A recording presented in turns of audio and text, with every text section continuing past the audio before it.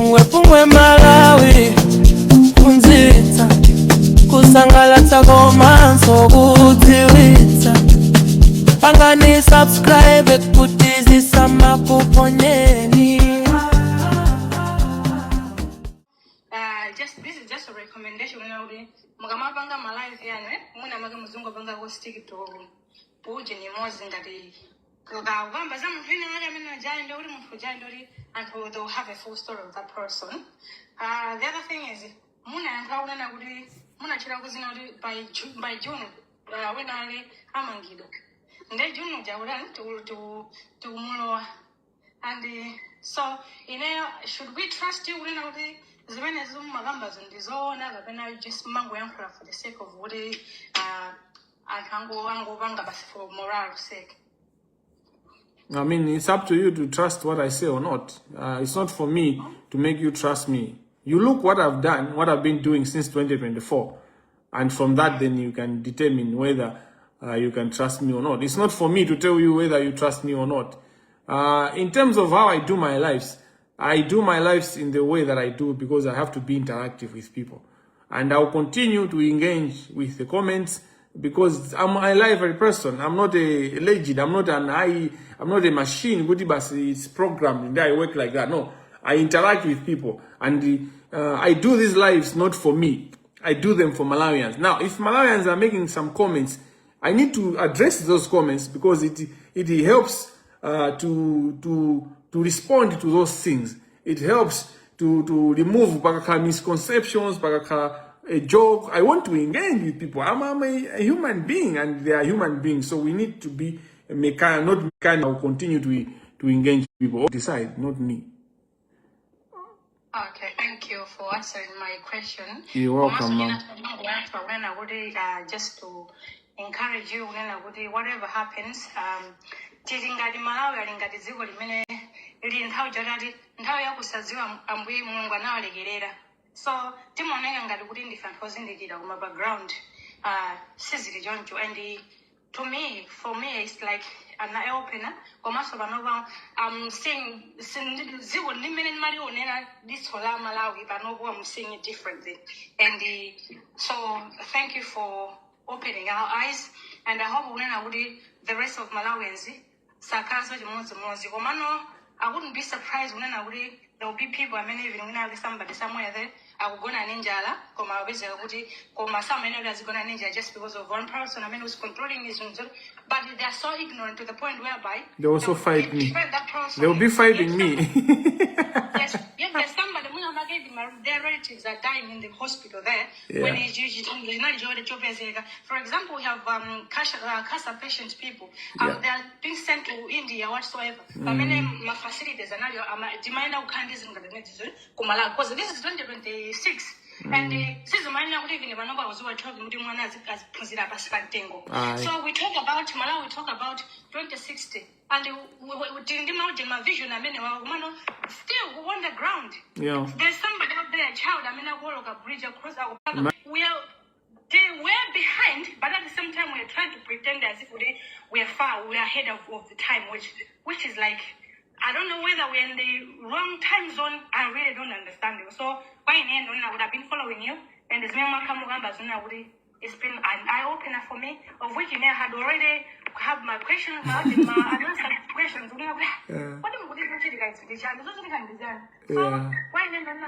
So that's what I wanted to say anyway.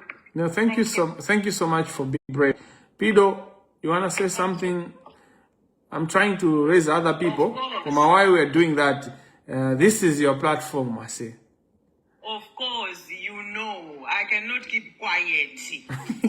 What I wanted to say is to encourage you. Because I feel like you're not even doing the thing that we were supposed to do by now.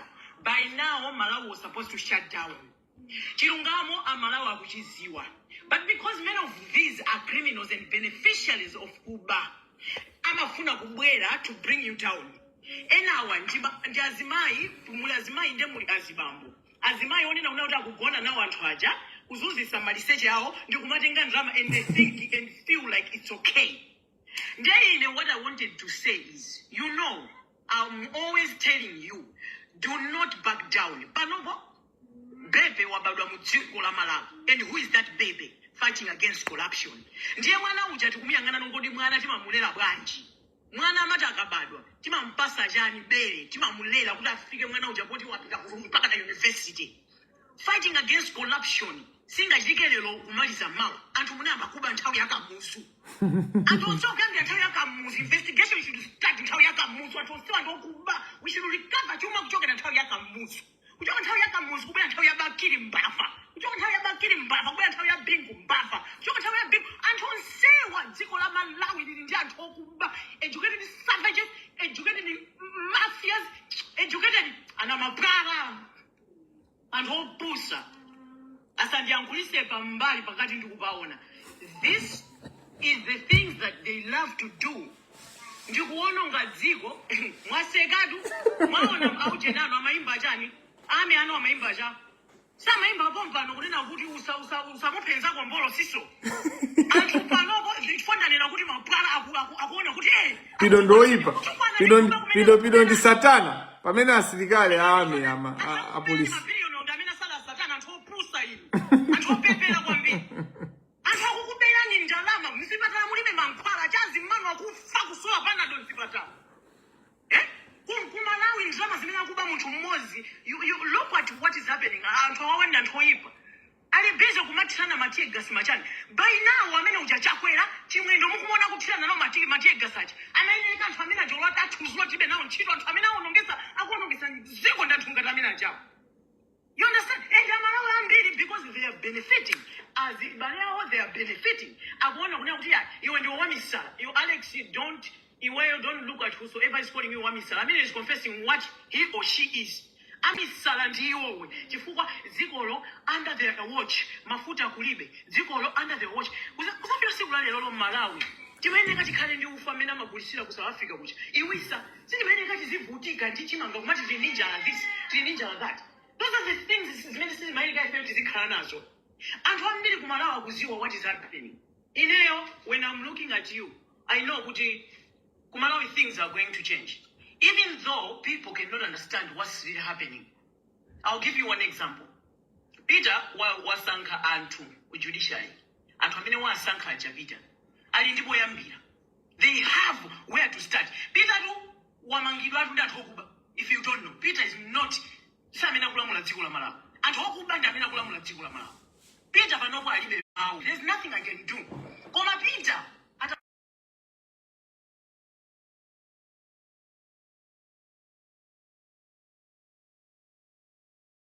there's a reason why Peter said we need to change our mindset. Anthu amene akutibera. Amalawi timakateteza munthu amene ali mbava who is supposed to go to jail. Okay. Munthu amathandiza munthu. Pilirani amathandiza anthu. Wathandiza anthu 100 million. Koma kukuli munthu amene akukuwa kuti pilirani akandibera. Mukuti ukhale chete iwe. Pilirani yosanga kubera yamathandiza anthu. You are stupid, Malawians. Tinuzisiyo. Munthu amene ujayo mukuyeneka mumvesere. And mumfuse kuti okay, evidence yako nditiyo. Because even if I don't know kuti pilirani amandibera. Pilirani is not guilty until proven guilty by court. Koma court imene tikulina kuti anthu apita kala ndire chilungamo nditiyo. Ndeni court imene kwatuka ALEXIOUS KAMANGILA ndi lawyer wochokera ku dziko limene. Ngani ya John Musa ALEXIOUS KAMANGILA pemene. Mukuyangana news zanu mupite ku news mukafuse news zanu kufuna timuziwa ALEXIOUS KAMANGILA ndani mumpeza ali mu news mwani. Amalawa anthu opusa ine. Abambo opepera. Zisiru zaka zimayi kumakuti. Mukangomona mwana wavala kuti ali pa freedom yekha wavala. Akuyenda ndi akuputa dalasi bambo. Azibambo anu wanti zisiru they are that. Akuyeneka aziwa kuzimanga kuzigwira anthu amene wawo. Aononga dziko azibambo amene wawa. All they know is kuba. Komanso kuchokera nthawi ya kamuzu uzafika siku la lero. Amene akumanena kuti wewe ndi wansanje. Uyu kumpangira nsanje ndi ndani? And why are you saying that? You are very stupid. Panopo winali yese including here mwe Alex you are cheko kana kuna naba nawo. Knowingly or unknowingly. I know I was never involved. Listen to me, Alex. And I was never involved. Listen. When you know a sin and you keep quiet, you are part of the sin. But I wasn't quiet. Exactly the point. I wasn't quiet. I have never been quiet, Pido. Then you want a challenge. I've never been part of the corruption. I've never been quiet. I've always stood my ground. Ask the people that know me from childhood. I've always stood on the right light. I've always stood out on the light. Yes, I know it. No, of course I do. I do. Yes. I speak on things that I know. Yeah. So, what I'm saying is, don't back down. Malawi, I'm not going to back down, Pido. Yeah, and that's the truth about it. My negative government ignore them while they are part and parcel of corruption. They are toyipa, they don't understand life. They don't understand what is happening. Mudziko. As long as I have food in my house, it is okay. They don't understand. There is a time for everything. 100 years to come, don't say it. What are we teaching them? So right now, baby fighting against corruption, mena makuli yakatangale kuyambira nthawi imene jamakolo athu nkumamusirira nkumalera anthu wamkumamba ndikumafuna kutipusisa kumalawi kuja kuli mafamilies amene amangogawana mu politics mkati muja amene akungozunguliza zinthu zimezi ndikumapanga control. Okay, system ya kumalawi ili controlled in their politics. That's the truth about it. Anthu onsewa apanidwa their politics. Chifukwa chona kuti uchisiru wa ku judiciary adavomereza kuti zinthu zikhale mmene zilili pano. So if you what we saying, mwana wa bado and mwana amene yuyu timanena una kuti gari moto basi kama ndi student makandi driver, you are like a driver. Malawians, what they have to understand, to know, ndi kuchika mutu mwa kuchipanga understand kunena kuti nkhondo isi yako Alex. Even though they come in your comment section ndi kumakutukwana, they are just stupid fools who don't understand kuti you are just a whistleblower. You have the right to stop and to keep quiet because you have done the commendable job.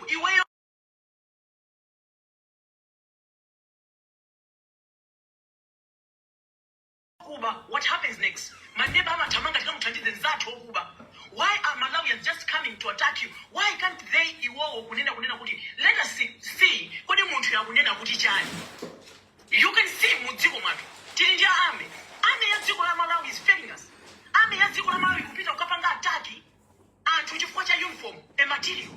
So zimene ukukuwa iweyo zoti iwowa ndi totally affected kuyambira masale zawo, mafamily zawo zonsezo alibe nazo ntchito. Chifukwa when police ngati police kuti kanika to help us kukapanga arrest amene tikufuna, army is there to do that. Osandi so kunena kuti ayi kumukudikira kunena kuti tiweneka tidikire zimayenga kuyenda process my food. Unamba kukuwa 2024 army akutani. The only response you see army ndiza kutamanga kukamugwira nzima ya kuifuna bwerekeseyo. We are talking to a material. We are talking of anti-urban drama materials. These are the things that are the most important things that they stand to kuchangiza dziko la Malawi. What are they doing? The only response imene anthu azibwera ndizija kutamanga kusewa akangoyimba basi. Osaya kuchani moyo sisowa. Those are the only stupid things that they stick to. But then to understand kunena kuti it's our responsibility. Nkhondo ya dziko lathu la Malawi. See my weapons of mass of destructions. Nkhondo ya dziko lathu la Malawi ndikuba. Ngata police akukanika. That's why we have antungata China maiko akuje. Bukina Faso amene ujenda analinda sirikali. Adapangira njikika anthu onse kuti iye uchakatinge ndikulowa kuti akakhale president. Anaona kuti anthu awawa they are foolish. They are foolish. Tikusowa ifeyo ndithu, tikusowa ifeyo upangiri, tikusowa ifeyo kuthandizidwa mdziko mwathu. Ena ndi awakuyankha ba MDF simanga wakuba. Tandikandi kwele nuko inu. Koma izimanga muthu otenga uniform material. That's what you are talking about. MDF ikukatenga muthu kumakamenya muthu amene watenga material. Mundichokere ukwene ine osama nyanga maya kopepelawo. Azibamba opusa inu mfleso ma trouser mbali masketi. Nonsense. Nichosebo aba Alex and Reynolds and P17. All right, Pido. Thank you very much for your comment. I appreciate your passion. I would rather have someone that is swearing than have someone who is stealing. I prefer someone who can swear than someone who is stealing. So thank you for expressing yourselves and yourself. And the freedom of expression includes the freedom to swear, the right to offend people, as long as you are not lying about people and all those kind of. So I appreciate your comment, and you have always been passionate about the fight against corruption. That is not taken for granted. I want to ask you, raise more women, raise more men that can have the same energy that you have. If we had more people who have understood, and not just have understood and say, you're doing a good job, but they are doing something on their part. Like on your part, you have done so much already. The women that you have stood for, protected in many times, in many things that people don't even write about. People just hear about your work on Oman, how you saved girls in Oman. But you have done so much work other than that. So me being someone who has done so much human rights work, I know that what people write, it might be even just 10% or 20% of the work that one has done. But the 80% should never be forgotten. I've tried to raise a number of people on TikTok, but as usual, when I do these things, people don't want to speak. They just want to listen. And hamaopa kumanga now comment as many thousand. But let me conclude by saying that corruption is a war. Corruption is a beast, and the corrupt people are ruthless. They are ruthless. They take everything, including your life. That's how dangerous corruption is. And they don't just take your life; they also take the life of your children and your children's children. They take your future. They take off generations. That's what corruption does. And so our approach, you know, what you see with me, how militant I am, or how I approach things, you think I'm being harsh, but you don't know. I'm being too kind. When Pedro speaks, she was speaking, she was swearing, she was shouting. There's nothing that she has done comparing to what the corrupt do. And hama kubena ni songo yana kubena na ajina chakwera aja. Zoli jamemba jakumatirana usinga dizeni kumatama sana basi kumatama kumakangana kuti akaike nkhata pamanda amuntu oti anafa kalikaya muntu oti amaphandu muntu oti anabera Malawi. Because Kamuzu, if there's someone that has stolen money, there's no one that has stolen Malawian money more than Kamuzu Banda. Kamuzu Banda stole billions. You know, there was a time Kamuzu was richer than Malawi. Kamuzu was richer than Malawi. And why? Because the government, MCP. Everything belonged to MCP because there was one government. Kamuzu is one person that was, if we are in corruption, Kamuzu is the one that laid the foundation. He's the founding father of corruption in Malawi. And the people don't want to talk about that because they are part of the cartel.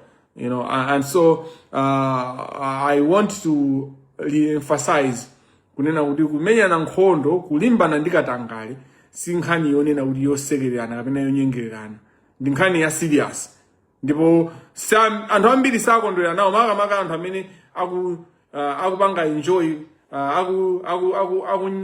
akunyada komanso akunyambita nawo ndalama zokubazi. Komanso ena amakhala kuti anthu amene akubawo ndi timilungu tawo amatipembeza. So izi zimapanga shoko komanso amatireza ngakhale akuvutikaso ndiwo omwewo. Ndimabwereza Harriet said, I saved 1,000 slaves. I would have saved 1,000 more if they had known they were slaves. Pale anthu ambirimbiri amene akuzunzika, akumwalira, akufa chifukwa cha katangale. Kumano ukafuna kumenyera katangale aja anthu omwe ajaso amene amakuluma kukumenya kunena zambiri. Nde Harriet was right kunena kuti mngati nkhani iyi 2024 yuseje maina kutesa zimene zizi corruption ija ajina chikopa jamena khala mangidwa pano ajina Frank Mbeda amene akhala mangidwa ajina Khumbo Soko ajina Bright Tail maloya osewa amene ndikuma ndachula ineyo amene akhala mangidwa by now. But the reason is not only are they themselves fighting, but other people are fighting for them. Ndodi ajina Bright Tail aja iwo aja inyake aja maloya amene akupanga nawo benefit azikazi awo mabanja awo ana awo azinzawo mafamily. So it's a whole huge imakanga kuti the chain. It's a chain, but we are here to break all the chains. You know, remember when we were opening the live, we were listening to the song by comps break every chain. We are breaking the chains, and the chains are breaking. You know, the chains are breaking as we speak. MCP Jaimanyadira chuma chimene KAMUZU aba headquarters yawa manina oti palibe chipandi chimene namanga headquarters ndi ndalama zakubaka zimene ziti. Where do you think a political party can find ndalama zomanga that? Have you ever gone to headquarters ya MCP? Ndi ndalama zakuba zimene ziti. So they express, they show you the fruits of the corruption. They show you the fruits of the crime, their crimes, and you clap hands for them, and you support them, and you follow them. They had Amali's Hotel. One of the reasons why Amali's Hotel succeeded was kunena kuti college magas amauza anthu ena ndena kunena kuti tikufuna timange headquarters ya DPP. And indeed, there might be plans kuti amange the headquarters ya DPP, and the plans, they are stealing from you. Of course, anthu a DPP ndi nthata zanjala nditu panopa angu babali pose. Oh, everyone in DPP thinks in 2030 they will be president. Like everyone. Alisa kuzono kuti 2030 akakhala president. So alisa angu mango tolera ndalama zoti azapangire campaign. Basi tu dziko lija lisandusa banki yoti amene ali ndi udindo basi abepo azisungira kuti azapangire campaign. Basi we have just become a campaign field. We have just become a campaign field. Like, we are so sad. This is sad situation, and we need to wake up. So, zimene zimachitika zulo zija nizopusa kuyambira MCP zisiru zokazoka makape mabonobwa ni mabonobwa okoka bonobwa ni mazo bonobwa ndi chinyani china chake chimapanga zopepera chibonobwa MCP asoja ni mabonobwa, and MCP ni mabonobwa kwambiri chifanya nazonena kuti anzawa DPP all they are doing ndi kuba. A DPP panoba angoba, all they are doing is stealing. And MCP mumuda apange fight kuti kuba kuja kutesebe. Kuda apange inu mupanga alimbane na wazipanga ma press briefing on that. Akulimbana na basi kuda kaike nkata pa manda. And I DPP nde zimabono bwazo kazuka zimene zikulimbana. Mukalimbane ndi anthu kuti akaika rough akaika nkata pa manda amuntu. Sajani zimenezo. What is that for? Like, so, but what I'm telling you is anthu amapanga da ma diversion. Ma diversion amajafuna attention ichoke kwa Amali's Hotel. They don't want you to focus. Panoba pachitika sobombalina. Pachitika sobomba. Mabonobwa okoka mabonobwa. Muchitumbuka ndimani mabonobwa. Mbwenu. Unambembe. No, thank you very much for being there but it's nothing for you if you just join the lives just to listen and do nothing. If you're getting anything, if you're getting educated, then you should use that education to do something. Makala busy, I've been revealing to you the realities, you know. Palibe amenanga ndibidise mukoti nenkani zizi kutakawina. Palibe. No one can difage panoba again mandacha basi asoa sa kuonekaso. Now mange file trial bando sizaoneka. Koti nani na udi mumei kesi ya tuipa aiba sa 2 days. Nendi kudikira udi koti jipeleke 2 days. Inesikudi ndine na udi kesi itesebe. Kesi kwena invesebe. Ndipo Chief Justice amendu kufuna uda apide kwa apeleke abwela zapeleke umboni. Awa Deputy Chief Justice ni ma lawyer ose aja na chulacha. Awena abwele pa kota zapeleke umboni. Aina kumbo soko ngadaku nena udi ndaibisira mbili abange sakasumeso. Ndugu abanga challenge. Ngada kumbo soko zimenda yankula lero mugona udi ndakula kwirani kasumeni. Please sue. I've been very clear. If you feel ndakula kwirani, please sue. Napemphera kale na tesa kale nkumano koma ndimangufuna upanga comment pazimene anthu awiri ajana kamba amaina. And it's only women that have come out live by TikTok, and that tells you women are bored. Most men timangoonesa kudolo kumoa basi mangukambia akamangira uja akukamba zona kumoa basi. We just discuss these things kumoa, and you think you are brilliant people, you think you are intelligent. Good night. Pungwe Malawi kunzita kusangalatsa komanso kudziwitsa pangani subscribe